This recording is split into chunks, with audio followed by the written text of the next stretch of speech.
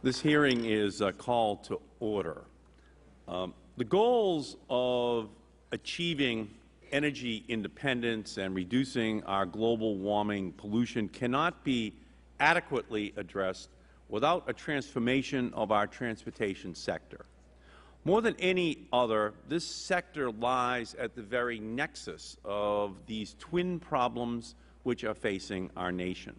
Two-thirds of the oil which we consume every day currently goes into the transportation sector. It is a simple fact that during the years after Congress mandated a doubling of fuel economy standards from 13.5 to 27.5 miles per gallon, it dramatically reduced our oil dependence. During that period, our oil imports dropped from 46.5% in 1977 to 27% in 1985. But since then, our fuel economy standards have been stuck in neutral or even in reverse, and our dependence on foreign oil has skyrocketed to roughly 60%. Plug-in hybrid electric vehicles hold the potential to radically transform our use of oil. While the transportation sector is powered mostly by oil, the nationwide electricity grid runs on very little, only 3%, according to the Energy Information Administration.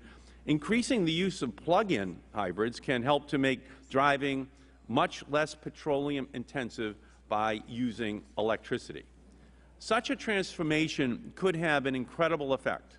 According to the Department of Energy's Pacific Northwest National Laboratory, replacing our passenger vehicle fleet with plug-in hybrids could reduce our oil consumption by 6.5 million barrels per day and our global warming pollution by 27%. Moreover, turning our vehicle fleet into plug-in hybrids would not require a significant expansion of our electrical infrastructure, because plug-in hybrids would primarily be charged at night during off-peak hours. That same study found that 73% of our existing passenger fleet could be powered using the existing electrical generation infrastructure. Now, some automakers have produced plug-in hybrid prototypes and are beginning to announce long-term plans to manufacture them. We need to ensure that these promises not only become reality, but they are surpassed. We cannot afford to wait 5 years or more to begin seriously looking to unlock the potential of this technology. It is already possible to convert the roughly 1 million hybrid vehicles that will be on the road this year into plug-in vehicles capable of getting 150 miles per gallon. This conversion would allow existing hybrids to begin traveling between 20 and 60 miles on a single charge. These next-generation vehicles would allow Americans to go from 0 to 60 miles on barely a drop of oil. Consumers are clamoring for a revolution in automotive technology.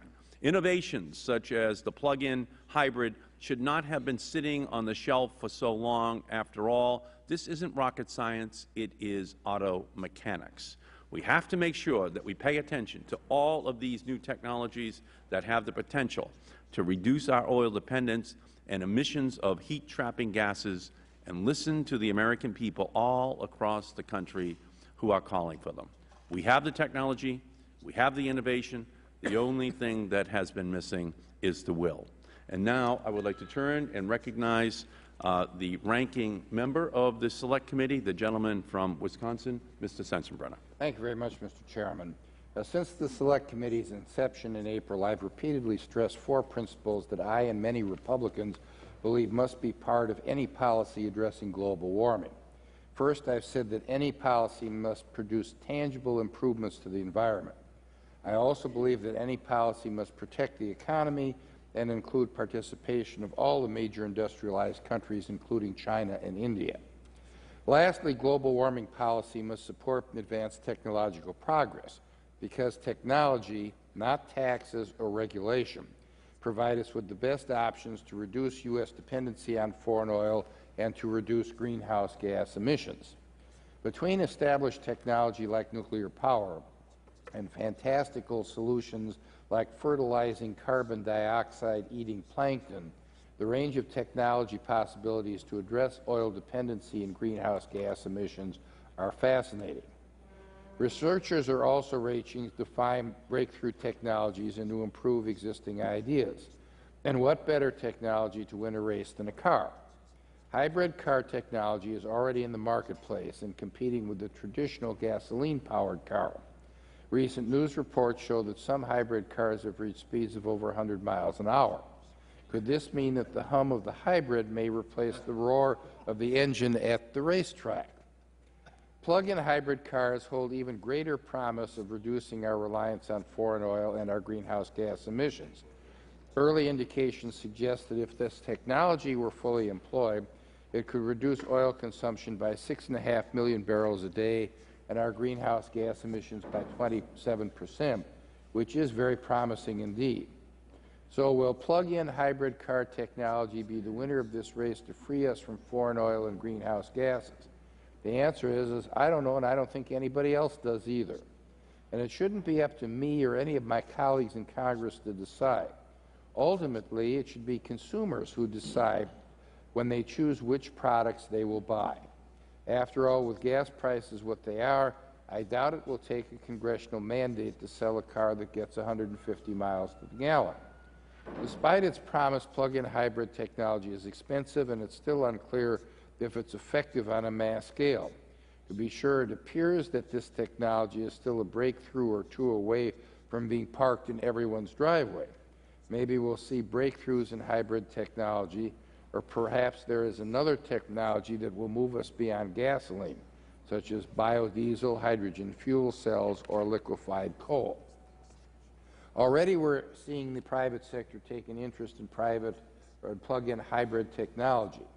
Last month, Internet giant Google announced it would partner with A123 Systems to help fund research that could produce a much-needed breakthrough in battery durability. I am pleased that A123 Systems President and CEO David Vio is here to inform us about the research into this technology.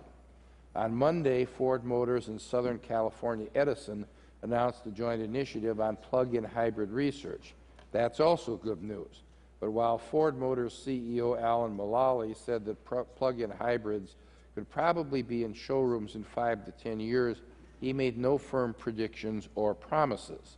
Like any smart business, Ford Motors is waiting to see if technology develops before making a significant financial commitment. And we all know the U.S. domestic auto industry is not awash in cash these days.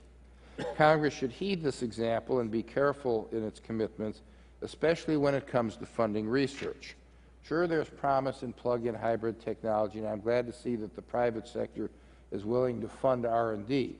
But I caution my colleagues against believing technological breakthroughs are merely as a result of money and funding. For nearly 4 decades, Congress has devoted billions to nuclear fusion research, hoping for a breakthrough in energy production. So far, we are still waiting for commercial results. We can't afford to wait 4 decades for a breakthrough that will release us from our dependency on foreign oil. We now know that hybrids are fast, but the question is, will they be fast enough to win this technological race? I hope today's hearing will help us begin to answer this question. I thank the Chairman for the time and yield back the remainder of my time. The gentleman's time has expired. The Chair recognizes the gentleman from Washington State, Mr. Inslee, for an opening statement. Thank you. Over the break, I experienced the yin and yang of global warming. I want to share this with the committee. The yin was I went hiking Saturday up in the Cascades in Washington State and saw mile after mile of dead and dying fir trees killed by the budworm that can ravage our forests because it doesn't get cold enough to kill them anymore. Sunday, the next day, I went to Everett, Washington, and saw the rollout of the Boeing 787 Dreamliner, an incredible piece of technology that reduces CO2 pollution 20% per passenger mile, 1/5 less CO2 emissions because of the use of technology. Yesterday, I talked to a guy named Dave Moore who works at Vulcan Inc. in Seattle. He's one of the first to have a Prius plug-in that uses an A123 battery system. He got it in Boulder, had it converted in Boulder, Colorado, drove it back. The first 100 miles, he got 80 miles a gallon. He does better now. He plugs it in at work, and I chided him because he's stealing electricity from Paul Allen. But he says it's only 15 cents a day. so it's not much of a hit. So he commutes 30 miles each way to work and spends 15 cents a day for the energy to run his car in his daily commute. And the number that got me in his description of his plug-in Prius is that it has been, he finally, since he got the car several months ago, he has driven 1,200 miles before he had to put a gallon of gasoline in it. And I think a promise to Americans that you can drive to work 30 miles a day, spend 15 cents on your fuel, and go 1,200 miles before you spend $1 to Saudi Arabia is a pretty good deal. And it is not future rocket science. It is here today. Plug-in hybrids are the technological cavalry. They have arrived just in time, and we've got to make sure they get implemented. Great. Gentleman's time has expired. Chair recognizes the gentlelady from Michigan, Ms. Miller.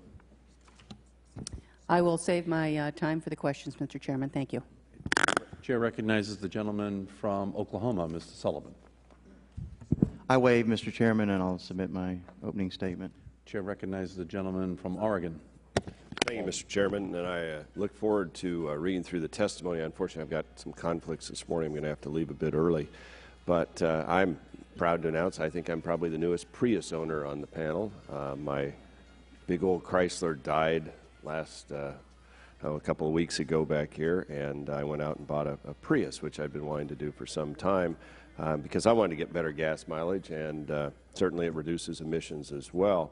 I'm intrigued by the notion of plug-in hybrids.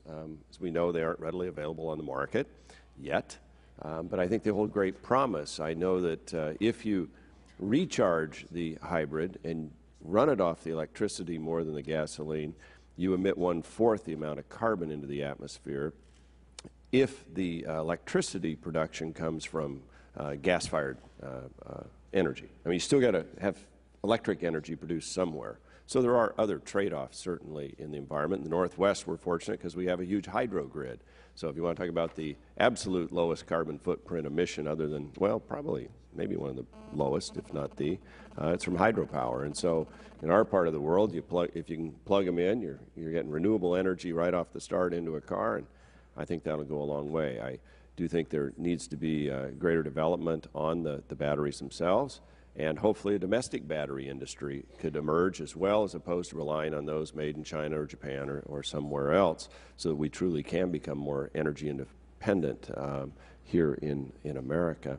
So I'm intrigued by all of this. I intend to take the testimony with me, and apologize for having to leave early today, but I look forward to America moving forward. The final comment I would make is in Central Oregon, there's a company that has been on the forefront of hydrogen fuel cell technology, and I know they're working with some automakers to use a hydrogen fuel cell to power some of the electrical needs of a car, which, as we know with all of our gadgets, is rather significant now and is today powered through gasoline, producing the electric energy that's used in the car. So there's some interesting innovations that can come about in the years ahead that will help move us off our dependence on oil, and that's a good thing. And so thank you for the hearing, and I thank our witnesses for being here today.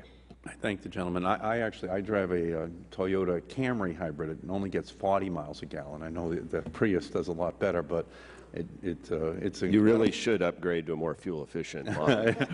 It does make you feel virtuous, though, doesn't it?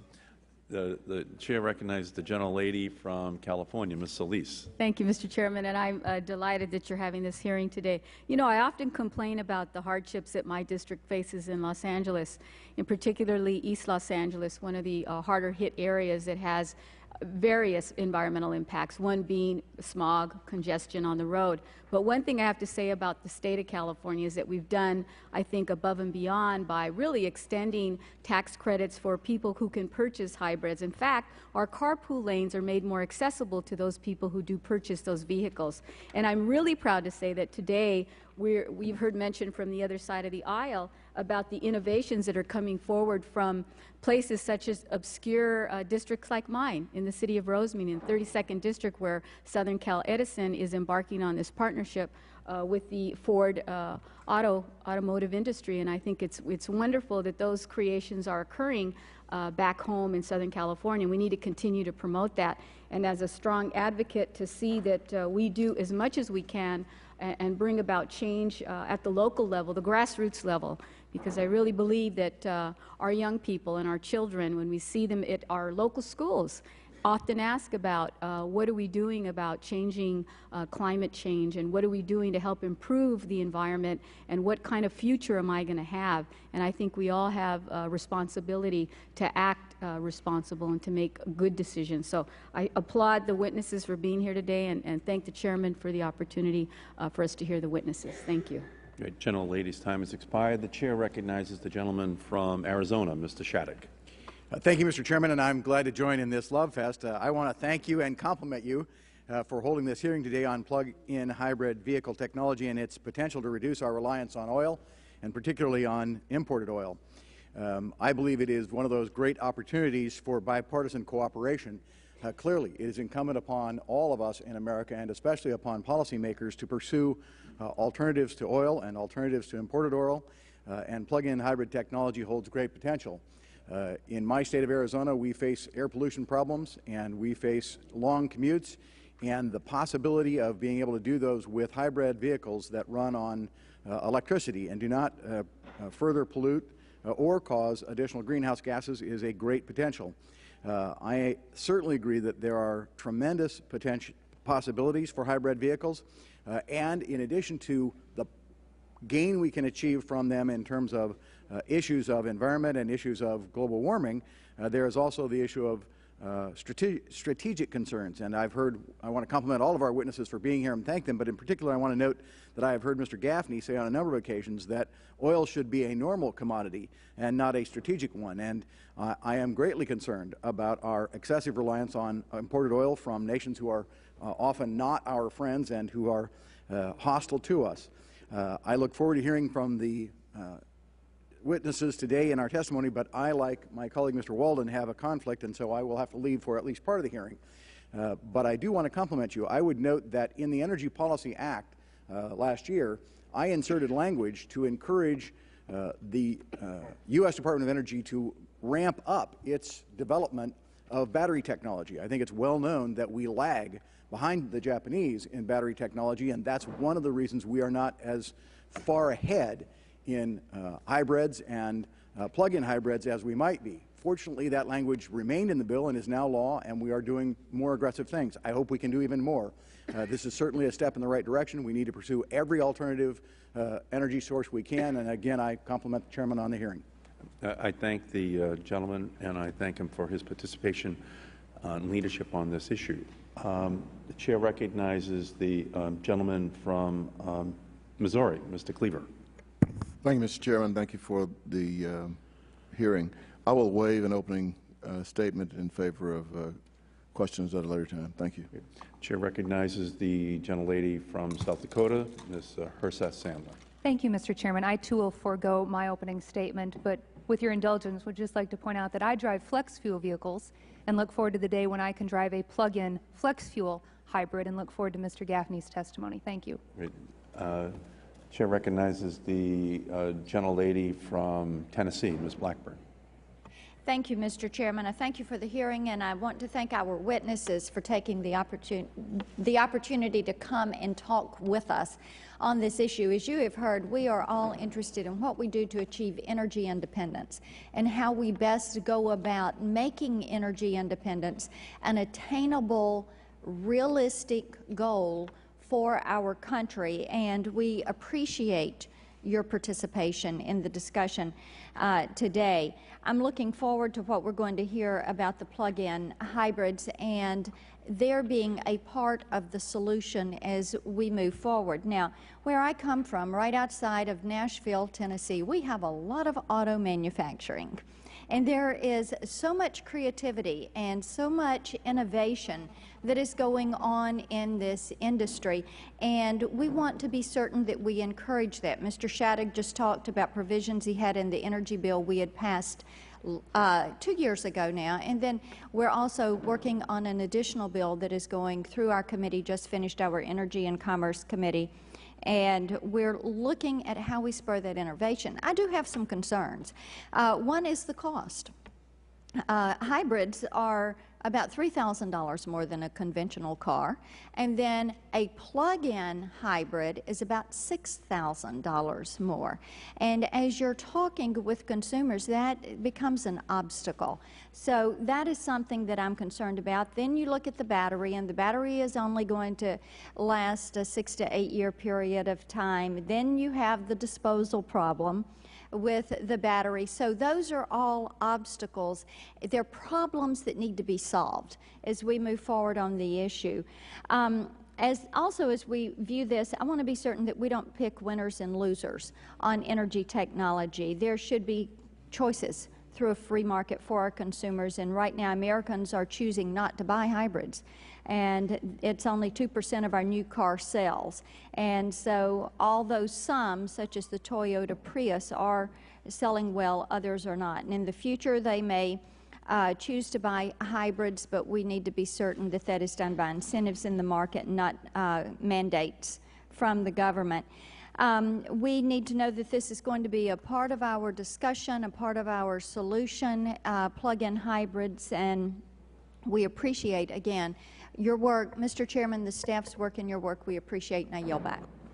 Great. Gentlelady's time has expired. Chair recognizes the gentleman from New York, Mr. Hall. Thank you, Mr. Chairman, and thank you all, our witnesses today.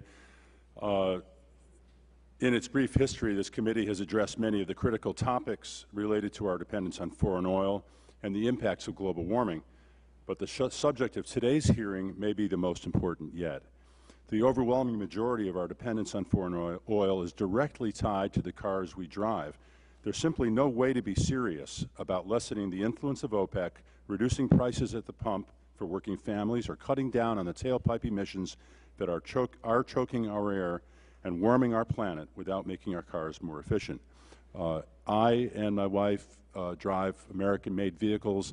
I decided to vote with my dollars for an American-made hybrid. I could have had 20 miles per gallon more by buying a Japanese hybrid, but I wanted to show that at least if they build it, some of us will come. And I believe, actually, that it's essential that we compete as a country and that our industry compete for the efficiency market, because that is a big part of why U.S. auto manufacturers are losing market share when one compares American hybrids and the average mileage available on an American car with that available in a Japanese or another foreign-made car. I've also noticed that there are currently systems available for my car which would take it from 30-some miles per gallon to 60-some miles per gallon as a retrofit, and for the Prius, which would take it from 50-some to over 100. In the third market, aftermarket, third-party market, the systems that are being built by small companies that inherently have to cost more money to the consumer because they're not dealing with the scale and the quantity of hundreds of thousands of vehicles that the original manufacturers could crank out. So the sooner that we hopefully all get on board and use the ingenuity that we've been hearing about and the creativity and the technological prowess this country is famous for, the better. The challenge for this Congress is how to push plug-ins over the final hurdle and help them to cross from being a novelty to being the norm. And this means pioneering companies like those represented today will grow to create economies of scale, help to spur wholesale investment in Detroit in this technology, and make plug-ins an everyday option. And I yield back, and thank you, Mr. Chairman. Thank you. The gentleman's time has expired, and all time for opening statements by members of the Select Committee has expired. We'll now turn to hear from our witnesses. And I would like to begin by recognizing our first witness, David View, who is the President and CEO of A123 Systems. His company is a leader in the plug-in hybrid business, fitting existing hybrids with the batteries and equipment needed to convert into plug-in hybrids. Mr. View brings more than 30 years of experience in high technology and component businesses. We welcome you, Mr. View. Whenever you feel comfortable, please begin. You have to push the button there, sir. Okay. Thank you very much, Mr. Chairman, Congressman Inslee, and Congressman Sensenbrenner, and the rest of the committee for being here today, and for the fine work that you're doing to reduce our dependency on foreign oil and to reduce the carbon emissions that so plague the climate that we live in today. It's a great opportunity for A123 to be here and to tell our story a little bit, so I very much appreciate that as well. Outside this building today, we have a couple of demonstration vehicles that implement some of the technology that you've spoken so eloquently about.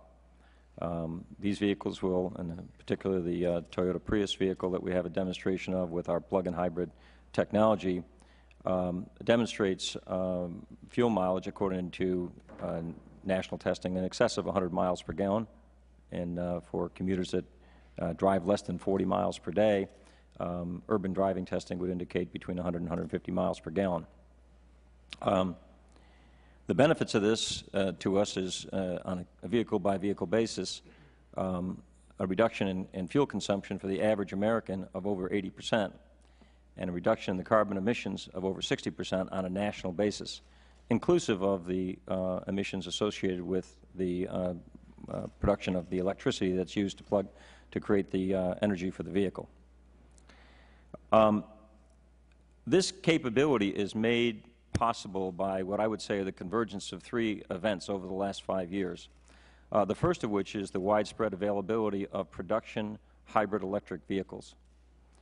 And that was certainly stimulated to a great degree by the work that was done here to create tax incentives and to increase awareness of those capabilities. The second thing was the development of advanced lithium-ion battery technologies at A123 Systems in Watertown, Massachusetts, and the third of which was the creation of a very elegant and I think novel system to employ these in a retrofit manner to allow us to immediately begin to take advantage of these capabilities. And that would be in a module which we call a battery range extension module that can be applied to the vehicle to increase the energy capacity so that the car can depend more on electricity and less on polluting gasoline. The car is called a plug-in hybrid vehicle, and I think everyone here is quite familiar with them, but the nature of the vehicle is that it provides additional electrification to a hybrid vehicle, and it can be plugged in to charge the batteries from a standard household circuit.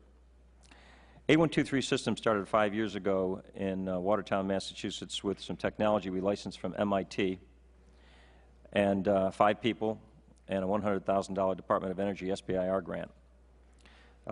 Today, we have raised more than $100 million of private equity from a combination of venture capital sources and major corporations. Our backers include, from corporate standpoint, General Electric, Procter & Gamble, Motorola Corporation, Qualcomm, AllianceBernstein, and a host of the top venture capital companies in America. We have over 380 employees today around the world, including our facilities in Ann Arbor, Michigan, where we do research and defense-related battery technology development, and our facility in Watertown, and a facility in Toronto, Canada. We initially took our technology to a commercial partner, Black & Decker, to work with them to create an advanced cordless power tool set. First of all, to help them advance the state-of-the-art in that space with more powerful batteries, and second of which, to demonstrate the capability of this new technology on a commercial scale. This has been made possible by this nanophosphate material, which we licensed from MIT and commercialized in our labs. It brings to the market a combination of greater power, better safety, improved safety, and much longer life, both calendar life and cycle life, in combination of which had never been available previously. As a result of this, we have been selected by General Motors to be a partner in the development of their batteries and battery systems for the next generation plug-in hybrid vehicles, which we expect to see in the market in the next 3 to 5 years. We have partnered with BAE Systems to create battery capability to help them with the electrification of commercial buses, city buses, in particular to work on the program for the Daimler Chrysler Orion 7 bus system, which is used in one of the major places in New York City. The implementation of our battery capability in those systems saves over 3,400 pounds per bus and significant increase in the fuel mileage or the benefits of the electrification of the vehicle as a result of it, and more than doubles the life of the systems.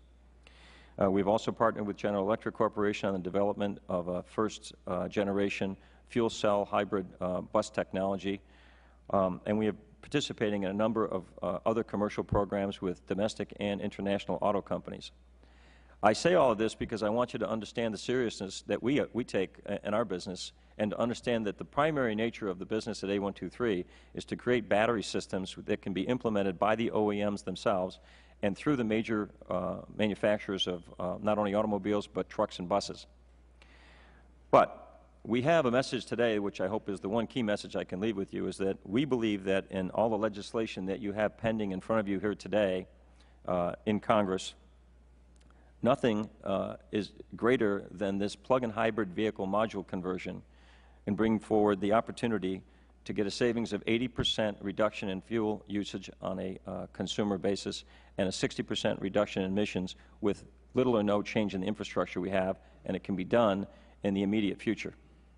I think it's a very strong statement, and that's why we as a company have been supporting the activity of creating an aftermarket opportunity, building modules that can be put in vehicles not 5 years from now, but tomorrow. These vehicles, there's certainly some criticism at times about aftermarket activity and some concerns about the viability of it. I will say to you that we are very serious about making sure that these vehicles have been NHTSA tested for safety and crash readiness and EPA certified for emissions to provide the increases that we have and improvements that we have so testified to. These systems can be installed in less than... If you could summarize. I'm sorry. So in summary, I want to thank you for this opportunity here. The cost of the systems is a bit significant today. We look forward to your support with tax credits, and we thank you for the opportunity to be here. Thank you, Mr. View, very much. And you'll have plenty of opportunity during the question and answer period. Our next witness, Rob Lowe, has earned an Emmy nomination, 2 Golden Globe nominations for his work on The West Wing. He joins us after most recently transitioning from White House Communications Director on West Wing to California Senator and Republican presidential candidate in the new show, Brothers and Sisters. He believes that America is ready for a great leap as well. Mr. Lowe is a nationally recognized environmentalist. We thank you for coming to testify today. Whenever you're ready, please begin. Thank you, Mr. Chairman. Congressman Inslee, Sensenbrenner, and other members of the committee, thank you for the opportunity to appear today before this distinguished panel. And although I have been a senior advisor to the President and am currently a Republican junior senator from California running for President, I'm honored to sit before you today because you are the genuine article. And when it comes to doing the nation's business, we all know that you have the ability to be the real stars. So thank you. Like many Americans, I have watched with increased frustration as our country drifts under the status quo without any concrete national policy for energy independence. With the issue of global warming entering the cultural zeitgeist, it seemed like that might break the deadlock, but so far it appears to have not. And now, in a war on terror in which our oil addiction helps fund our enemies, and we ask our best and brightest to serve and sometimes to die, at least in part, to protect our oil needs, surely we here stateside can and must use this critical moment in time to at last begin implementing a responsible and practical plan for energy independence.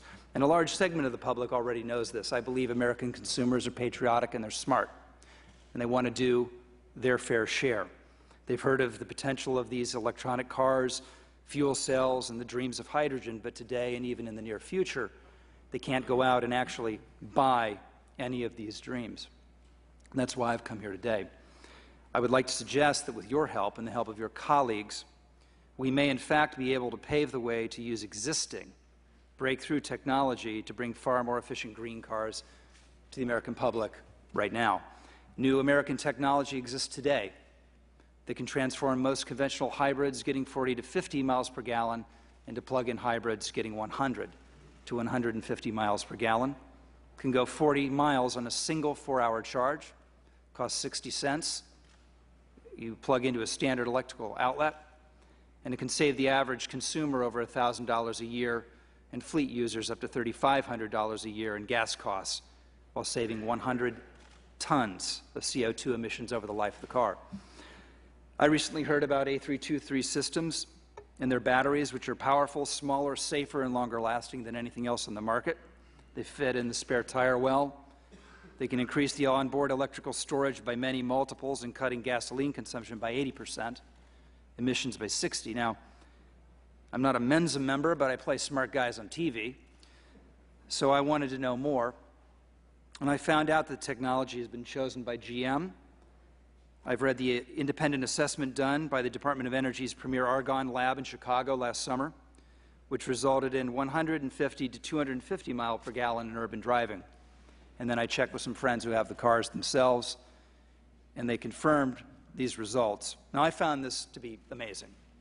And with this education, I came here today to ask you, why not exercise your leadership right now to put in place a wartime-like mobilization plan to find out if this new technology can cut our oil consumption by 80%, starting right now? Certainly, Congress should be able to provide the same kind of early user tax credits for these plug-in modules that were so critical in bringing down the prices and jump-starting the current growth in demand for standard hybrids. And obviously, game-changing advances are sometimes met with indifference or even resistance from the establishment. But that said, can't our amazing and powerful Detroit automotive industry be given a message that together with effective incentives to speed up their conversion to plug-in hybrids by using this or any other technological advance? You know, in the West Wing, someone asked my character, Sam Seaborn, why he wasn't practicing law at a big law firm, making a lot of money, and instead was grinding it out in a life of public policy. And he answered with this story. In 1940, our armed forces weren't among the 12 most powerful in the world.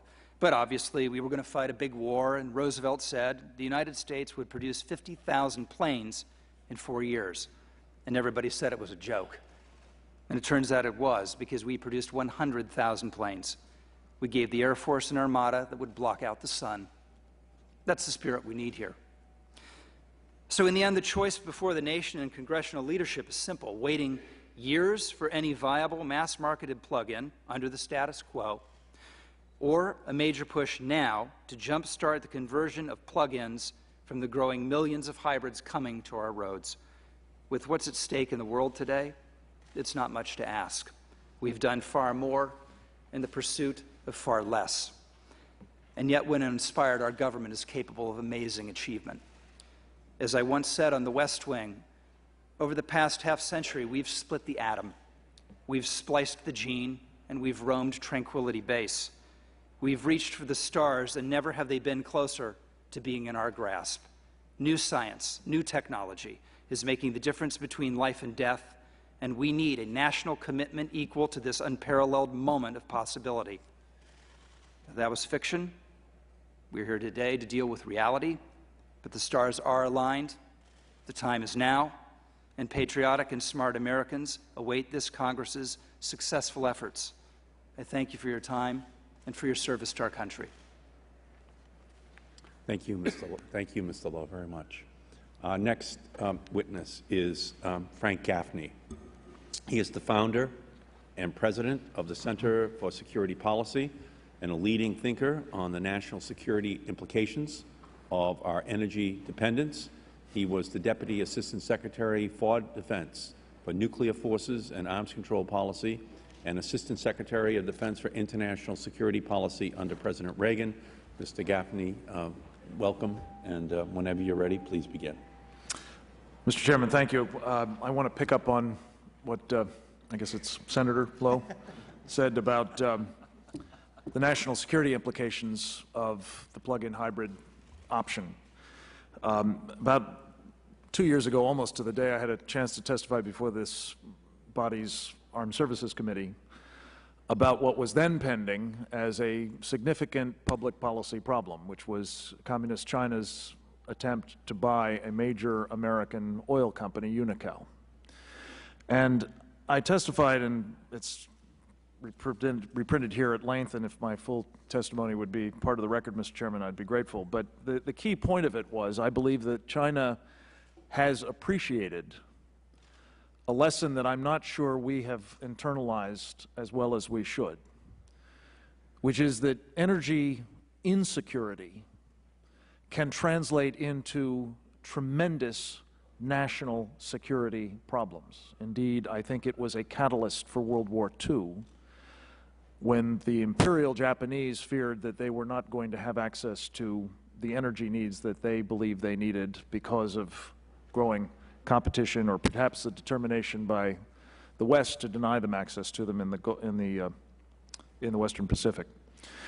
I said at the time that unless the sorts of steps that I and others of my colleagues who have joined an organization called the Set America Free Coalition, unless such steps are adopted, it would appear as a practical matter we will inevitably find ourselves on a collision course with Communist China, particularly if worldwide demand for oil approaches anything like the projected 60% growth over the next 2 decades. In my testimony, I go on to enumerate a variety of other potential national security threats arising from our energy insecurity. As you know, Mr. Chairman, something on the order of 3/4 of the world's proven oil reserves are in the hands of adherents to an ideology I think is best described as Islamofascism. We and our allies are, as Mr. Lowe mentioned, as a result transferring enormous wealth in the form of payments for imported petroleum to people who are trying to kill us. Not least, our putative friend, a so-called moderate regime in the Middle East, Saudi Arabia, is using such funds to promote a pincer movement against the West, involving Wahhabi recruitment and indoctrination via Saudi-funded mosques, madrasas, political influence operations, prison and military chaplains programs, and campus organizations on the one hand, and Muslim Brotherhood Front organizations on the other. Our enabling of such behavior is the height of folly, an irresponsible and certainly unsustainable practice from a national security perspective. Moreover, various suppliers of oil over the years have recognized that the threat of supply constrictions can translate into a weapon against the United States and other oil-consuming nations. In my testimony, I go on to enumerate half a dozen of them. We have not seen another oil embargo of the kind of 1973-74 fame, but that is not because any of the governments capable of trying to mount such an embargo have eschewed it as an immoral act or as something they would be opposed to in principle. It's simply that it doesn't serve their interests at the moment. That could change at any time, especially as the world becomes more dependent upon OPEC oil. Terrorists appear to understand as well the dependency of our economy on imported oil and the ease with which interruptions of the supply can be effected through attacks not here, but on the infrastructure elsewhere.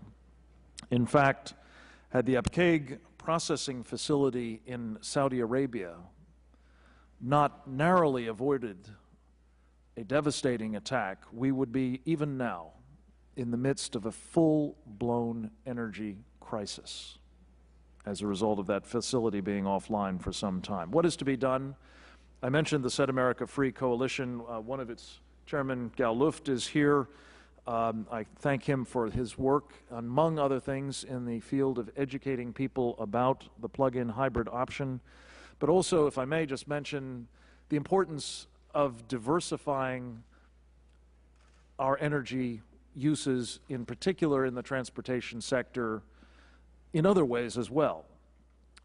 In the Set America Free Blueprint, we talk about ethanol, not just from corn, but from other sources, methanol, not just from coal, but from other sources as well, all of which can be part of an alternative fuel approach, fuel choice, if you will, if enabled by flexible fuel vehicles, one of your colleagues spoke of driving today. There are about 5 million of them on the road. I cannot for the life of me understand why we allow any cars sold in America today to be other than flexible fuel vehicles.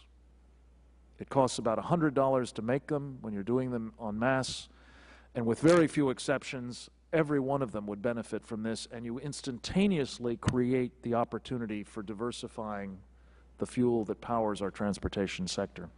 Let me turn just very quickly in closing to the matter at hand. There are others on the panel who are more capable of talking about the technology. I would simply suggest to you, Mr. Chairman, that the kinds of steps that you and your colleagues are now taking that constitute a veritable tsunami behind the idea of bringing to market, not in 10 to 15 years, but today, a technology that may not be perfect today, but could rapidly begin to address the problem that we're facing, the insecurity that arises from our dependency, particularly in our transportation sector, from the consumption of inordinate amounts, very inefficiently, of oil, most of which comes from people who are trying to kill us. I began with a threat from China. Let me close with one. It's my understanding that we may well see coming to Walmarts near you the Cherry, a vehicle Communist China proposes to sell for something, I'm told, perhaps as little as $7,000, maybe $10,000. Perhaps for as little as $12,000 to $13,000, thanks to their dominant position, with all due respect, in the battery technology business, you may be able to see American consumers offered vehicles that could get, with a flexible fuel vehicle feature perhaps, 500 miles per gallon of gasoline from a Cherry that is a flexible fuel and plug-in hybrid electric vehicle. I dare say that will be the end of Detroit if that vehicle is available in large numbers in America in the near future, and it could be. I share my colleagues' view that we mustn't let that happen from either a national security or an economic point of view. I call on you to redouble the efforts you're making to try to ensure that it is not. Thank you, sir. Thank you, Mr. Gaffney, very much. Our final witness, Fred Hoover, has graciously agreed to join us on very short notice after Mayor Will Wynn of Austin was left stranded at the Austin airport last night because of severe thunderstorms.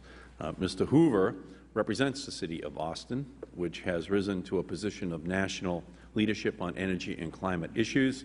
The Austin Climate Protection Plan will eliminate greenhouse gas emissions from virtually all municipal activities by the year 2020, while dramatically enhancing the use of renewable power at Austin Energy, a utility which it works closely with in developing its plan for a plug-in hybrid fleet. Mr. Hoover, we welcome you. Whenever you're ready, please begin. Thank you, Mr. Chairman, and members of the committee for the opportunity to speak to you about the potential impact of plug-in hybrid vehicles on both the nation's energy usage and global warming. The City of Austin has an exceptional asset in its municipal utility, Austin Energy. Its Green Choice program has led the nation in renewable energy sales for the past 5 years. Its energy efficiency and green building programs for commercial and residential buildings are national models. Austin Energy also is the first electric utility outside of California to join the California Climate Action Registry. Earlier this year, the Austin City Council adopted a climate protection plan that sets goals and strategies to make Austin the leading U.S. city in the campaign to fight global warming. Plug-in hybrids are part of that future. The city's interest in plug-in hybrid vehicles took hold as they realized the potential environmental and economic benefits that come with electrifying the transportation system. These are reducing foreign oil with domestic resources for energy independence, reducing greenhouse gas emissions from vehicles, powering vehicles with renewable energy, reducing air pollution in urban areas, and lowering fuel costs for consumers. The benefits that could be realized from plug-in hybrids aren't some futuristic idea, as you've heard earlier today. The vehicle technology and the electric infrastructure to fuel these vehicles are here today. In January 2006, the City of Austin launched its Plug-in Partners national campaign to persuade automakers to build plug-in hybrids by demonstrating that a market for these vehicles exists today. Austin Energy has taken the lead in forming this national grassroots coalition, which now counts nearly 600 partners, including 23 of the nation's largest cities. Our city partners include Los Angeles, New York City, Chicago, Boston, Portland, Oregon, Seattle, San Francisco, Kansas City, Missouri, Milwaukee, Phoenix, and Memphis. This coalition spreads over 41 states and includes state and local governments, electric utilities, environmental and national security groups, and the business community, including the largest auto retailer, who joined because their CEO believes they can sell plug-in hybrid vehicles. The automakers have taken notice. GM has announced plans for 2 plug-in vehicles, the Saturn Vue and the Chevy Volt. Toyota and Nissan have both announced that they are working on plug-in hybrids. And earlier this week, as was mentioned earlier in the hearing, Ford announced an intention to sell plug-in hybrids in the next 5 to 10 years. Plug-in hybrids have the ability to enhance energy independence in the near term at virtually no cost. Our national power system could charge tens of millions of plug-in vehicles without requiring new power plants. Consumer demand for electricity peaks during the day, but more than 40% of the capacity of generators in the United States sits idle or operates at reduced load overnight. It is during these off-peak hours that most plug-in vehicles would be charged. The Department of Energy's Pacific Northwest National Lab reported that the nation's existing electric generation capacity would be able to fuel 84% of the U.S. cars, pickups, and SUVs as plug-in hybrids without a single new power plant being built. Earlier this year, the Brookings Institution announced that nothing could do more to reduce oil dependence more quickly than making cars that could connect to the electric grid. Electric utilities could become the gas stations of the future, with the infrastructure already in place and the significant unused generating capacity to recharge cars overnight. The only thing plug-in hybrid vehicle owners would need is an extension cord. Plug-in hybrids offer the most promising approach to reducing carbon emissions in transportation. A California Air Resources Board study of emissions along the entire supply chain found that using today's national electric grid, a battery-powered electric vehicle generates only 40% of the greenhouse gases produced by an equivalent gasoline vehicle. This would also shift the emissions that impact the public health from urban areas out to power plants where they are more easily controlled. As the nation's grid becomes greener, so would the transportation sector. Austin Energy produces a lot of wind-generated energy, mostly at night, which provides a perfect fit for environmentally friendly plug-ins. The Green Choice customers of Austin Energy would be fueling their plug-ins with wind from West Texas instead of oil from the Middle East. The environmental benefits of hybrids will be substantially increased as you enact federal policies encouraging the greening of the energy grid. As U.S. energy prices that currently run about $3 a gallon for gasoline and the national cost of electricity at 8.5 cents a kilowatt, a plug-in hybrid runs on the equivalent of 75 cents per gallon of gasoline. And given that half the cars in U.S. roads are driven 30 miles a day or less, a plug-in with even a 20-mile pure electric range could reduce petroleum fuel consumption by 60%. In summing up, Austin Energy is willing to put its money in support of this effort. It has committed $1 million in rebates to customers who purchase plug-in hybrids when they become available. The consumer tax credits for plug-in vehicles offered by Congressman Doggett of Austin in the House Renewable Energy Bill, coupled with these rebates, will help put plug-ins on the road and start us to the road to energy independence. Thank you. Thank you. Thank you very much, Mr. Hoover. And we thank each of you for your opening statements. And we'll now turn to questions from the committee members. And the Chair will recognize himself for an opening round of questions. Let me begin. Let me ask you, Mr. Lowe. You're one of the very few people who have ever driven a plug-in hybrid. And I think people are wondering, what is it like? And is it much different than driving a regular car?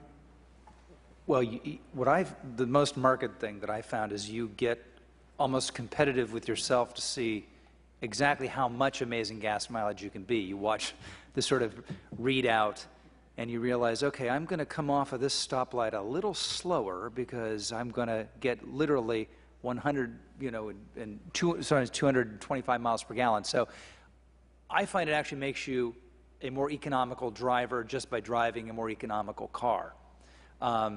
That said, you can't imagine the attention that you get from people, because the one that I've been driving says 150 miles per gallon on the side. So people come up to you and stop you on the street and want to know, where can I buy it? I mean, my non-scientific field testing tells me that there's a huge interest in this car. Well, and so people want to know, Mr. Gaffney, is this a commercially viable idea, or is this just some, dream that that people have? Can this happen? Can we actually produce vehicles like this that the American people can purchase? Oh, there's absolutely no question that we can do it. We've made dozens of demonstration vehicles to show that the technology can be implemented, and we're going into our third-generation design, which will be even yet more efficient than the current designs. We have a couple of steps between now and a broad-scale release of the product. One of them is NHTSA testing and EPA testing. We know that there are engineering activities associated with that, but these are problems that have been solved in numerous ways. I can tell you that we have, as an industry, figured out ways to package gasoline, and that's much more volatile than what we have in our battery systems. So there's some work to be done. There'll be no question about it. The big issue for us is finding ways to assure that the volumes will be there. We can build the capability to do it, and the volumes will drive costs down. Now, do you agree, Mr. Gaffney, with Mr. Lowe, that the volumes will be needed because the public will move to technologies like this, and that it will become a commercially viable business? I'm not sure that I've had the expertise to address that, Mr. Chairman, other than to say I don't know of anybody who wouldn't rather get 150 miles a gallon than 17, 20, even 30. I don't. There may be people who prefer to expend the money that's associated with it, especially as the price keeps going up, but I can't imagine it. But may I just address your question about, is this going to be the future? No less an authority than Lee Iacocca has said this is the future of the industry. I'm told that, I think it's CalCars, which has been doing conversions of some of these Priuses and so on, started by discovering one of their engineers found a switch in his Toyota Prius that was inoperative. And when he reverse engineered it, figured out that it was for a plug-in hybrid feature that simply had not been built into the car, this particular model. The reason I mention that is, I don't know if that's an apocryphal story or true, or if it's CalCars, but the point is, Toyota has clearly stolen a march on Detroit with the Prius, and perhaps with your Camry.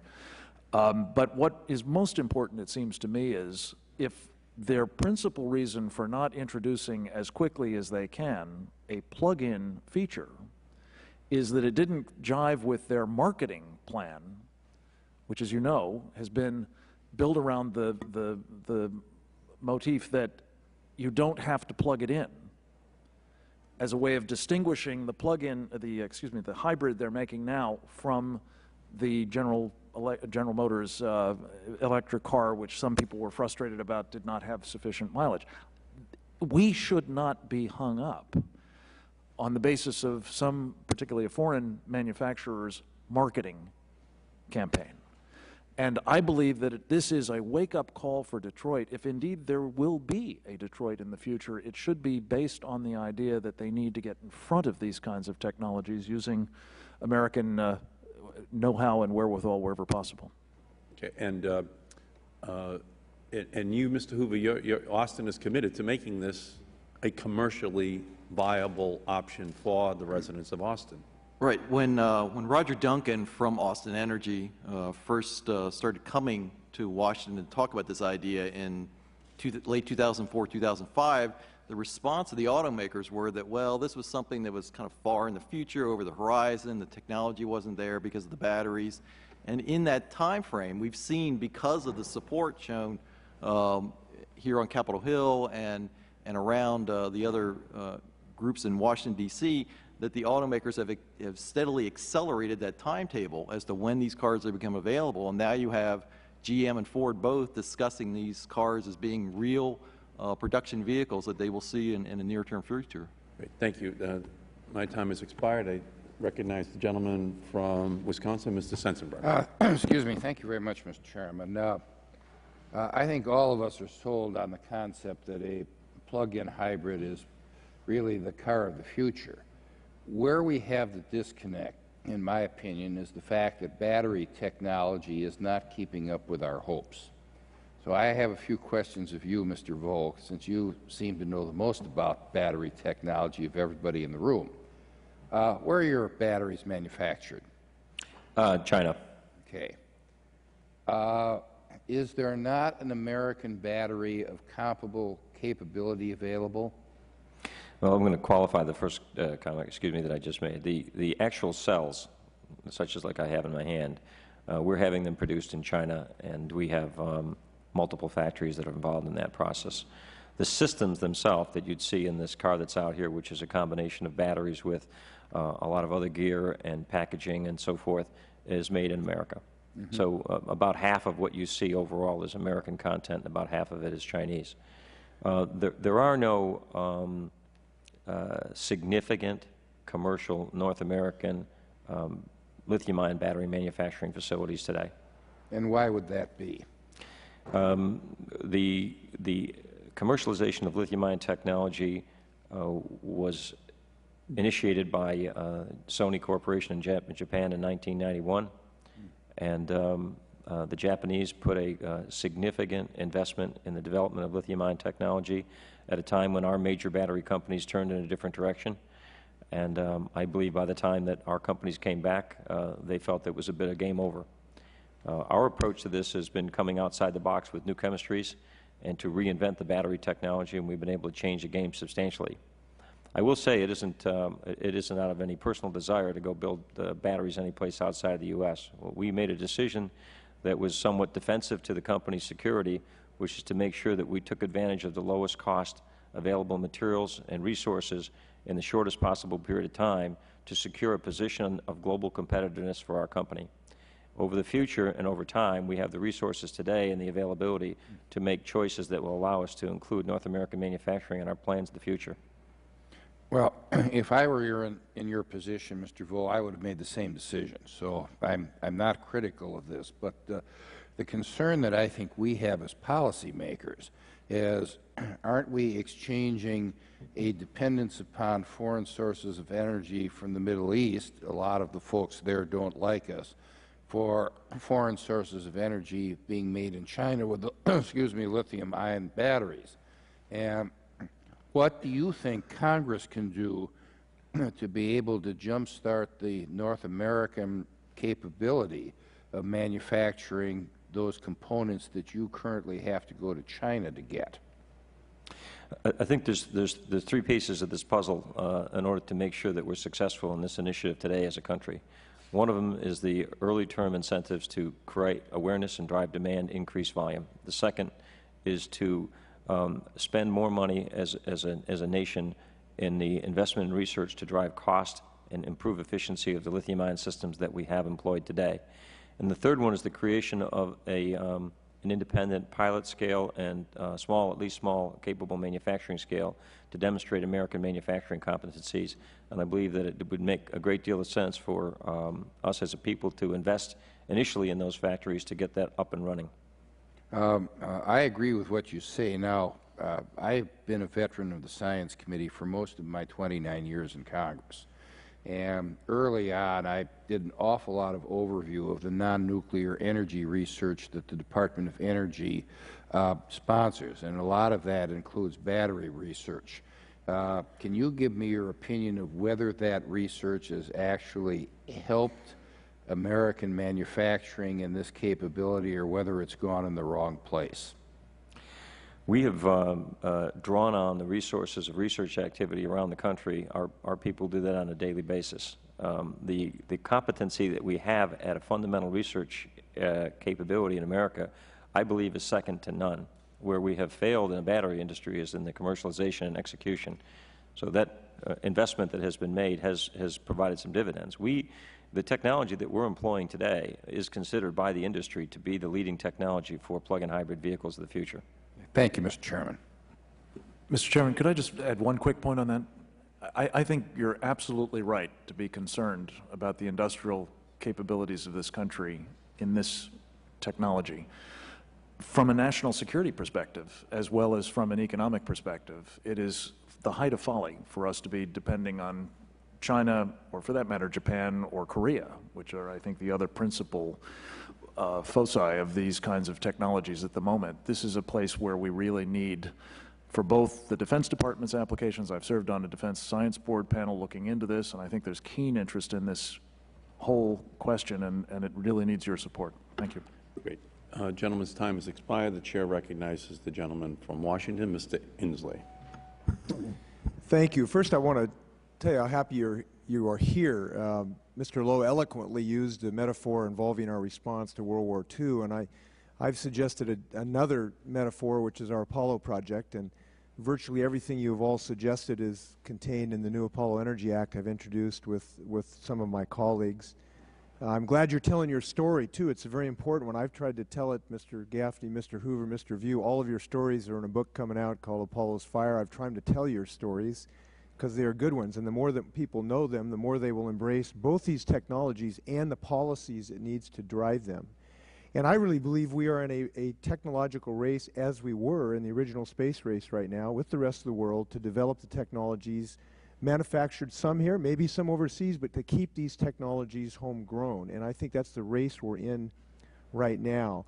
I want to express frustration that this is not moving faster. I met a guy while writing this book called Felix Kramer with a group called Calf Cars in California. They developed the first one of these to get them on the road, to try to get Detroit and others to promote this. And I'm still frustrated, frankly, that they're still talking 5 to 10 years to get these mass produced. The Dreamliner that Alan Mulally built at Boeing took, I don't know, maybe 6 or 7 years from conception to rollout.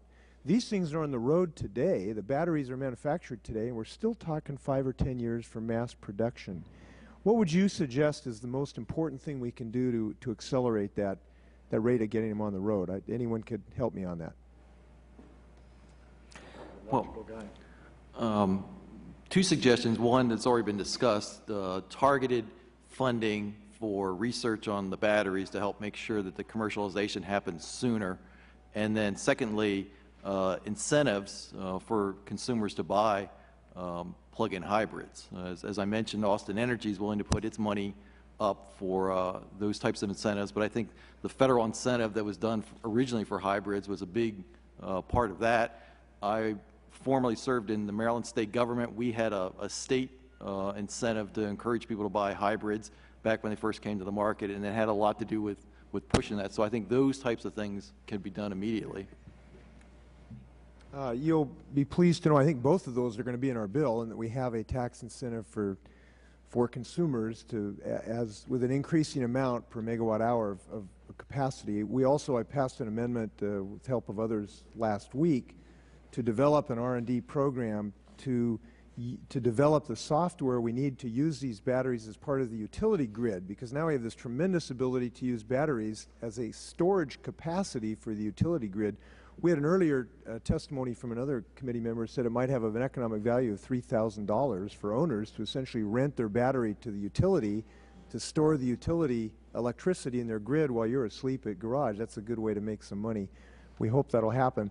I wanted to focus and ask you all about the ability. I think, Mr. Hoover, you made reference to the fact that even on today's grid, which is mostly coal-powered, mostly dirty CO2-emitting coal-powered grid, even on today's dirty grid, we get CO2 savings relative to gasoline and other situations. And my perception is, as that grid becomes cleaner, as we move to more renewable resources, including perhaps clean coal someday, I believe this technology can get cleaner over time. In other words, the car you buy today is actually going to get cleaner over time because you're going to be using cleaner electricity. Is that a fair assessment? I would agree with that. I mean, our view has been, to put it in a simple way, it's much easier to control emissions from the generation side than from the tailpipe side. And previously what we've tried to do with automobiles is to deal with what comes out of the tailpipe and do things to that. If you change the mixture that the car runs on so that it's running on a cleaner fuel, you're lowering emissions and you're pushing the control of the emissions to one central place as opposed to thousands of tailpipes. Thank you. Quick question, Mr. Review, as far as costs. Costs are high now relative. We're in a small manufacturing situation. They're obviously going to come down when we have these huge scales of economy. Can you make any projections about cost once we get to mass scale production for these vehicles relative to hybrid costs today? And also as far as operating costs, I've heard numbers as low as 1 to 2 cents per mile, whereas gasoline's at least 9 cents a mile to run your car. Could you address both those issues? Certainly, yeah. With respect to the initial cost today, we're projecting a sale price for a multi-year warranted conversion of a existing hybrid next year in less than $10,000. We expect that will go down by about 40% over a 3 to 5 year period by increasing volumes gradually over that time and by improvements in the technology that we have in our product pipeline. As far as the operating cost is concerned on the vehicle, we are expecting an 80% reduction in the consumption of gasoline and the associated cost. Now, one of the questions is the cost of the electricity that's used at night. In some areas of the country and the world, smart metering is being implemented to take advantage of the lower cost of electricity in the evening or as opposed to the daytime cost. And so in some areas where it's 10 to 12 cents per kilowatt hour in the day, the cost is now being provided for evening use of electricity in the 2 to 3 cent per kilowatt hour range, which the combination of which would make these systems even more cost effective. Thank you. The gentleman's time has expired. The Chair recognizes the gentlewoman from Michigan, Ms. Miller. Thank you very much, Mr. Chairman, and I think this entire hearing is fascinating. Certainly the subject matter is something I have a great degree of interest in, coming from Detroit, and outside of Detroit, I should say, but really Michigan, actually during World War II, was known as the arsenal of democracy because we had the manufacturing capability that literally built the armaments that led the world to peace. And yet now, the Congress seems to be making a conscious decision to bankrupt Detroit. And I appreciate the fact that, particularly Mr. Gaffney, my principal committee assignment is sitting on the House Armed Services Committee. And I wanted that committee assignment because I believe that the first and foremost responsibility of the federal government is to provide for the national defense and to protect the homeland. And yet, when we think about what the Congress is trying to do to achieve energy independence, energy security, which does equal national security, I absolutely do believe that, we have put Detroit in a bind because we expect the domestic auto industry to compete internationally with countries like building automobiles, with countries like Japan, which you mentioned about Sony making their investment. Actually, the Japanese government has spent over $1.5 billion on lithium-ion battery technology and doing the R&D. China, the government of China, is doing the same kinds of things. Health care costs that the foreign automobile industry does not have to pay, yet our industry obviously does have to pay. GM has over 1 million retirees right now that we are paying health care costs on. And we want to be an active participant in getting to where we need to be as a country. Yet we are so focused on the antiquated modeling system of CAFE, which is crazy. It's nuts. That was actually initiated in the 70s to get us off of consumption of foreign fuel. Since that time, our consumption of foreign fuel has increased by 100%. Now, I'm not a mathematician, but it seems like that is not working. Wouldn't it be better for us as a federal government to assist the domestic auto industry on R&D with lithium-ion battery technology and all of these kinds of things? Because if we do not do so, we are literally going to put the domestic auto industry out of business. Under the CAFE standards that just passed the Senate, Chrysler will go bankrupt. because of their product mix. About 70% of the product line is SUVs and light trucks, et cetera. So we're going to bankrupt the domestic auto industry. How does that, I guess this is my question, how does that advance our national security interest and our energy independence interest to bankrupt the domestic auto industry, thereby only allowing our consumers the availability of buying foreign cars? I'd like to make at least the first comment on this. It's just that we need the domestic auto manufacturing capability now and in the future, and I believe that the cooperation of American technology that's being developed today by us and by others, by the way. There are a number of other companies working in the same field as aggressively as we are at this point in time, the combination of which can be very competitive on a global scale today. And I think that without that union of the two and without that available, our business is not going to be successful in the long term. Our opportunity is in the cooperation with General Motors, Ford, and Daimler Chrysler. Yeah, I would just, because I'd like to hear your answers. Ford loses $3,200 on every Ford Focus that it sells, and they are selling these cars just to comply with these crazy CAFE standards. We will never be able to compete under this model. I'm very sensitive to the concerns you've expressed, particularly, as I said earlier in response to Congressman Sensenbrenner, the industrial base of this country is a national security imperative.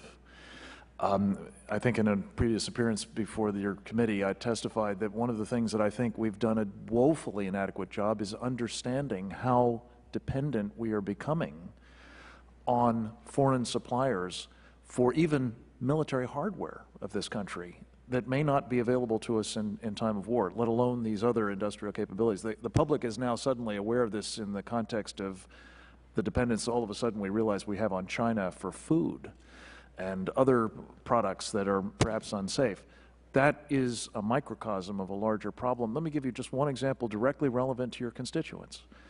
I was at the unveiling at the Washington Auto Show of the GM Volt. A very exciting concept car that they're very anxious to produce, they say. The reason given in response to Congressman Inslee's question, why is it still 5 or 10 years away, is they say they cannot get batteries for that car. Now, I'm hopeful that the kinds of technologies that we're talking about here will help rectify that, but as long as we continue to rely on China or Japan or Korea or somebody else to supply this stuff, we will always be at the mercy of guys who don't necessarily want the Volt to come on the market and be an effective competitor with their future products. And yet the domestic auto industry, actually the auto industry, is the only industry in America that has carbon constraints placed on it.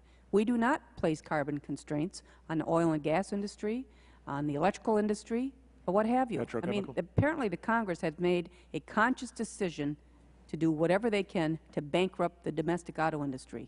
And do you think this is the best way for energy independence? I certainly do not. And more to the point, I think if that industry goes away, our dependence for other directly militarily relevant vehicles will also become a greater problem. So this is not purely a lunatic economic approach. It is also, I think, a national security problem. I think that from what I have seen, the American auto companies right now are beginning to embrace the electrification of the vehicle, and the Chevy Volt is a great example of the technological change that can change this whole dynamic that you're talking about. Having a superior vehicle with superior technology with the advances. We had that Chevy Volt at our facility yesterday, so all of our employees could drive it and take a look at it and experience it and be motivated by what it means. The key point right now is that we need to start something today and to demonstrate these capabilities. There are pockets of reluctance and resistance around the industry and around the world saying a lot of this can't be done. I think the key thing is we need to do some things, and then the combination of the two is going to strengthen the automotive competitiveness. Thank you, Mr. Chairman. Great. Gentlelady's time has expired. The Chair recognizes the gentlewoman from South Dakota, Ms. Herseth Sandlin. Thank you, Mr. Chairman. I want to thank Mr. Cleaver for yielding his time to me at the outset to make a call at 11:30. But as I mentioned in my opening statement, I drive flex fuel vehicles. I drive a Chevy Impala that can fill up with E85 85% blend of ethanol, and I drive a Jeep Liberty Common Rail diesel that can fill up with biodiesel. And given what Ms. Miller has been saying about the importance of our domestic auto manufacturing capacity, I think that Detroit has made a significant commitment in trying to find a competitive edge in light of a number of factors that she identified, and that flex fuel vehicle manufacturing has been where they have been trying to find the niche in light of some of the difficulty of getting access to these batteries for their hybrid manufacturing. So I don't want to in any way undercut, but rather enhance what Detroit has already done and the direction that we hope to incent as it relates to plug-in hybrid technology. But I'm wondering if any of you can address the issue of why we haven't seen any manufacturing of the flex fuel gas electric hybrids, let alone any flex fuel plug-in hybrids. Is it an infrastructure issue in the availability of fuels like E85, like biodiesel? Is it primarily the issue of the difficulty of getting the batteries to be able to integrate both technologies into one vehicle? My understanding is that perhaps down at Virginia Tech, they've been doing some research. They've got a car that is a hybrid flex fuel vehicle, but are there any others on the road that you're aware of? And don't you agree that it makes sense, I think, Mr. Gaffney, you do in your testimony, that we should take the next sort of, well, add the small step of ensuring that we can have vehicle engines that can run on any combination of liquid fuel and electricity, but beyond that we have to ensure that the liquid fuel is anything from pure gasoline to pure ethanol to biodiesel and anything in between. And perhaps you might want to comment as well on vehicle engines as it relates to diesel fuel. We know that in Europe we have far more passenger vehicles that utilize the diesel engine technology, and your thoughts on what we can do in this area. May I respond? One of the fuels that you mentioned, or failed to mention, I should say, is methanol. And I think the marginal additional cost in programming the chip to ensure that it can also consume methanol is negligible. So we ought to be making sure that that's a piece of the flexible fuel vehicle equation. But as I said in my testimony, I cannot imagine why we are not making it an obligation of any car manufacturer, not just Detroit, but any car manufacturer that wishes to sell cars in the United States, that they have to have seat belts for every passenger. That's a given. They have to have airbags for the front two passengers. That's a given. They ought to also have a flexible fuel vehicle capability built into the car. It just immediately, whether there are supply problems right now or whether there are localized areas where you can get this particular alternative fuel or another, over time, the fleet is transformed into one that has a requirement for a fraction of the gasoline. Now, you may want to use gasoline for other reasons, but you don't have to if you've got these other features built into it. And my hope is, you're absolutely right, that what we will do is a result of this, what I call tsunami of legislation, is create incentives, create R&D programs, create demonstration programs, create education programs, but most especially facilitate production in this country so that you will have plug-in hybrid electric vehicles that have, yes, a flexible fuel vehicle capability as well. If I could offer a couple thoughts on that. It seems that from our view, the plug-in hybrid is part of the solution, but it's not the only solution. And our attitude is that we need to sort of diversify the way we fuel vehicles in order to have the purchasing ability for Americans to have a vehicle that fits their needs best. Right now, we do that basically by size. You pick a car on your needs on that. What we need to do is to change the fueling infrastructure and change the engine technology so that cars can run on a multiplicity of fuels, and that way consumers can pick that type of vehicle that best fits their needs. For an urban consumer that does a daily commute, a plug-in hybrid might be best. In other areas, it may be a flex fuel vehicle that has other capabilities. But I think that's how we sort of get away from this problem we have of overdependence on one fuel source. Well, I thank you for your responses, and I do. Does anyone want to address the diesel engine technology issue? I mean, Mr. View, in terms of, are there complications with developing or utilizing the battery technology with a diesel engine? No, not at all. I think the proposition that we have today for plug-in hybrid vehicles is a system that's in harmony with a flex fuel vehicle by the very nature of it, and it isn't. The electrification is a piece of the problem. I don't think anyone is suggesting, though, that we are ready technologically to make fully electric vehicles. It's probably in the category of where we looked at fuel cell vehicles a few years ago. There's a lot more time to get to the point you have that. The Chevy Volt and I think the GM platform suggests that the proper combination for technology we have available today is a vehicle that runs on an electric motor with a series of batteries that power that. The batteries can be provided with energy from a number of flexible sources. One of those can be a generator that runs on biofuels, diesels, and a number of different materials, and it can be plugged in as well from a local source. So having that combination of flexibility is really what the American people want. They want to have a vehicle that they can use extensively, they can use efficiently, and with less pollution. Thank you. And just one final comment, Mr. Chairman. I agree with what Mr. Gaffney said in his response, that any requirement, any incentive, but any, again, requirement that we'll consider as it relates to flex fuel vehicles has to be on any car sold in the United States. It cannot be simply targeted Detroit, which has already made a significant commitment in this area.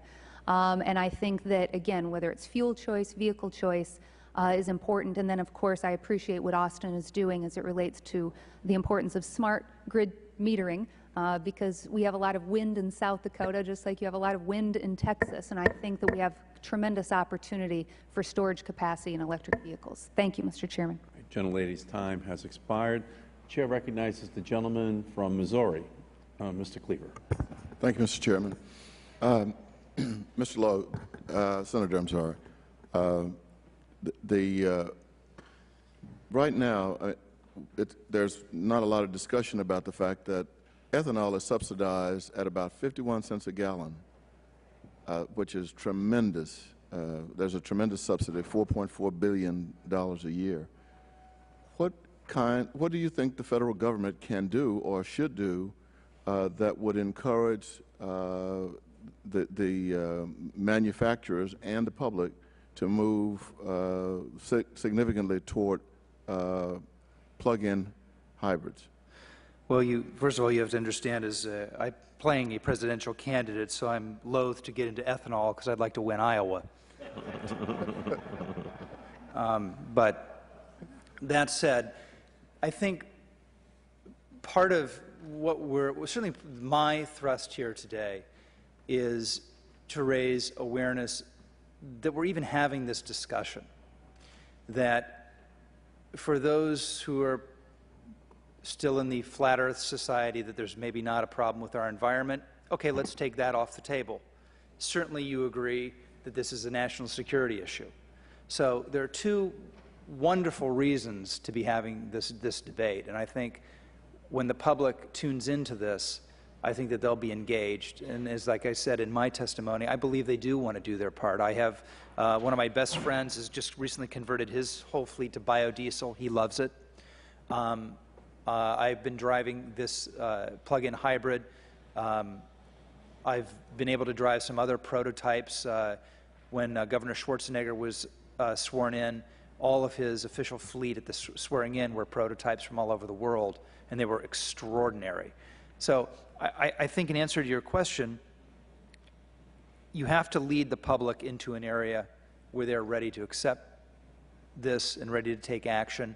And on a parallel track, you need to be working with Detroit and also making sure that the other foreign manufacturers have the same amount of impediments is not the right word, but what's good for the goose needs to be good for the gander, I think.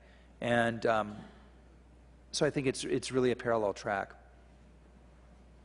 I have a mobile office in Kansas City, where incidentally Ford Motor Company has a plant there that produces the Escape hybrid. But my mobile unit runs on vegetable oil, which costs about 70 cents a gallon. Now, it is true that you sometimes smell like a Big Mac, but how's that for your diet? but I agree with you, and I brought this up because I think that there probably should be we should use every available source of reducing our dependence on foreign oil. And I think we make a terrible mistake if we think that we can solve this problem simply by getting more plug-in hybrids or E85 or any other flex fuel vehicles. There's a problem that I'd like one of you someone to address. When we use flex fuels, the engines are not calibrated to operate optimally for any of them. And so the more we talk about flex fuels, we're also talking about not getting putting cars on the road that are operating at their optimum. Is that a concern that I should discard? Well, what is the object of the exercise? From my perspective, the object of the exercise is reducing the amount of oil that we rely upon to power our transportation fleet. If we have alternatives to oil that may be used less efficiently in some respects, but that are indigenously available, that we're getting back the remainder of my time. Great. Gentleman's time has expired. The Chair recognizes the gentleman from Washington State, Mr. Inslee, for an opening statement. Thank you. Over the break, I experienced the yin and yang of global warming. I want to share this with the committee. The yin was I went hiking Saturday up in the Cascades in Washington State and saw mile after mile of dead and dying fir trees killed by the budworm that can ravage our forests because it doesn't get cold enough to kill them anymore. Sunday, the next day, I went to Everett, Washington, and saw the rollout of the Boeing 787 Dreamliner, an incredible piece of technology that reduces CO2 pollution 20% per passenger mile, 1/5 less CO2 emissions because of the use of technology.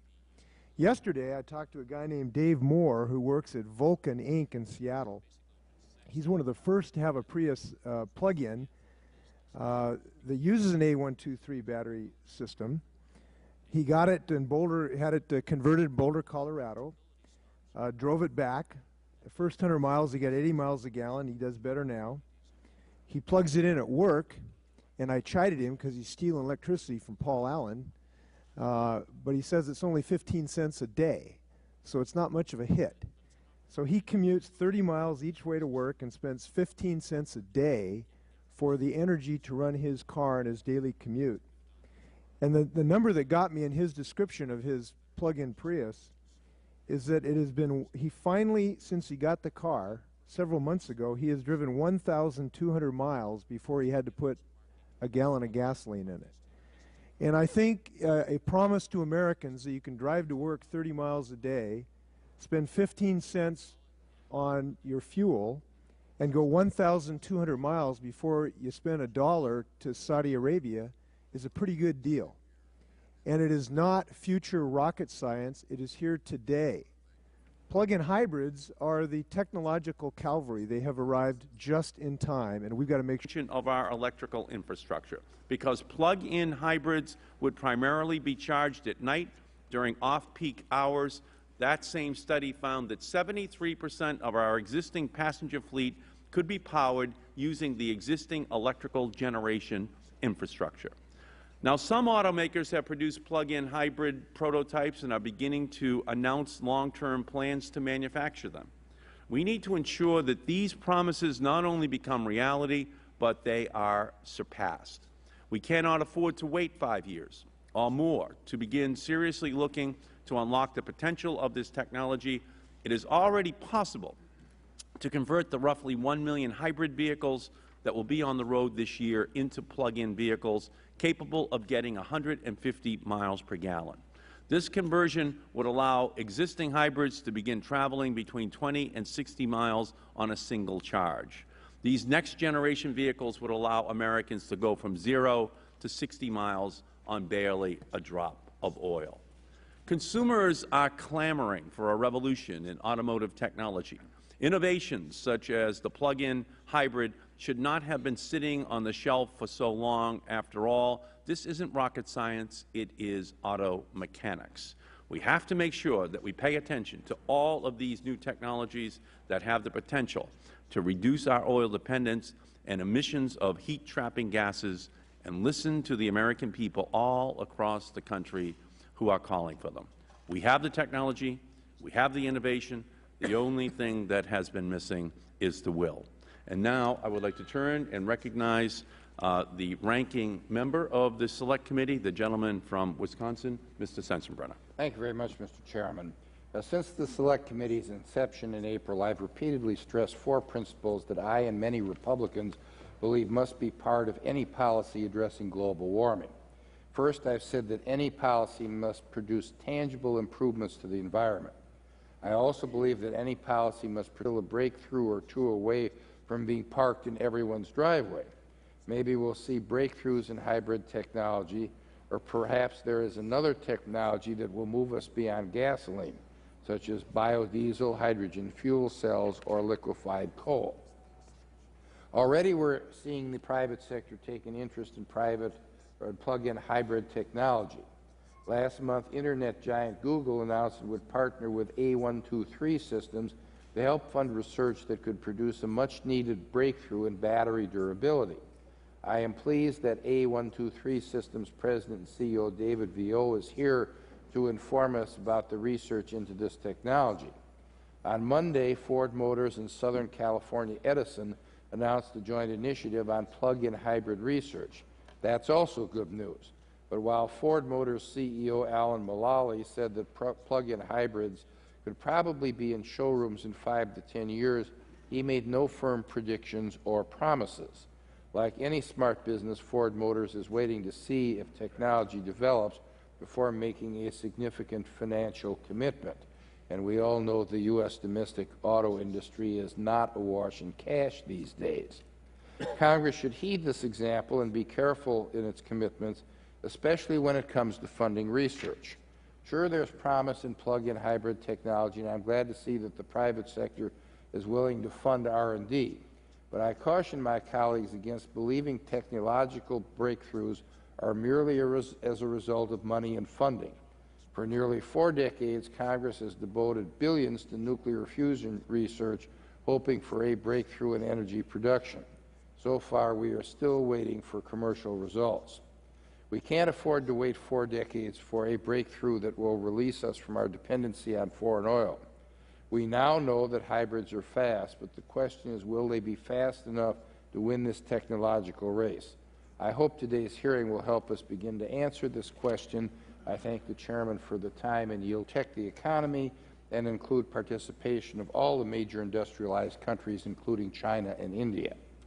Lastly, global warming policy must support and advance technological progress, because technology, not taxes or regulation, provide us with the best options to reduce U.S. dependency on foreign oil and to reduce greenhouse gas emissions. Between established technology like nuclear power and fantastical solutions like fertilizing carbon dioxide-eating plankton, the range of technology possibilities to address oil dependency and greenhouse gas emissions are fascinating. Researchers are also racing to find breakthrough technologies and to improve existing ideas. And what better technology to win a race than a car? Hybrid car technology is already in the marketplace and competing with the traditional gasoline-powered car. Recent news reports show that some hybrid cars have reached speeds of over 100 miles an hour. Could this mean that the hum of the hybrid may replace the roar of the engine at the racetrack? Plug-in hybrid cars hold even greater promise of reducing our reliance on foreign oil and our greenhouse gas emissions. Early indications suggest that if this technology were fully employed, it could reduce oil consumption by 6.5 million barrels a day and our greenhouse gas emissions by 27%, which is very promising indeed. So will plug-in hybrid car technology be the winner of this race to free us from foreign oil and greenhouse gases?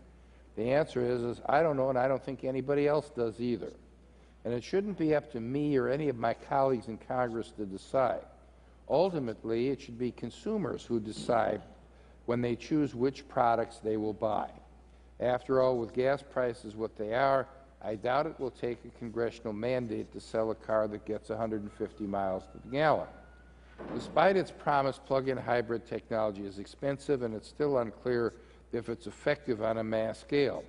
To be sure, it appears that this technology is still...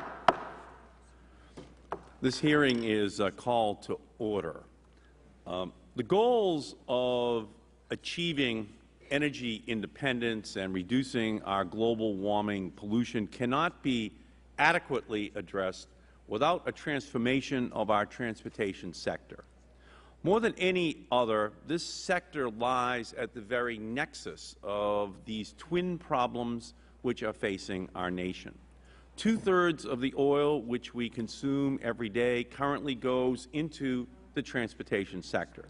It is a simple fact that during the years after Congress mandated a doubling of fuel economy standards from 13.5 to 27.5 miles per gallon, it dramatically reduced our oil dependence. During that period, our oil imports dropped from 46.5% in 1977 to 27% in 1985. But since then, our fuel economy standards have been stuck in neutral or even in reverse, and our dependence on foreign oil has skyrocketed to roughly 60%. Plug-in hybrid electric vehicles hold the potential to radically transform our use of oil. While the transportation sector is powered mostly by oil, the nationwide electricity grid runs on very little, only 3%, according to the Energy Information Administration. Increasing the use of plug-in hybrids can help to make driving much less petroleum intensive by using electricity. Such a transformation could have an incredible effect. According to the Department of Energy's Pacific Northwest National Laboratory, replacing our passenger vehicle fleet with plug-in hybrids could reduce our oil consumption by 6.5 million barrels per day and our global warming pollution by 27%. Moreover, turning our vehicle fleet into plug-in hybrids would not require a significant expansion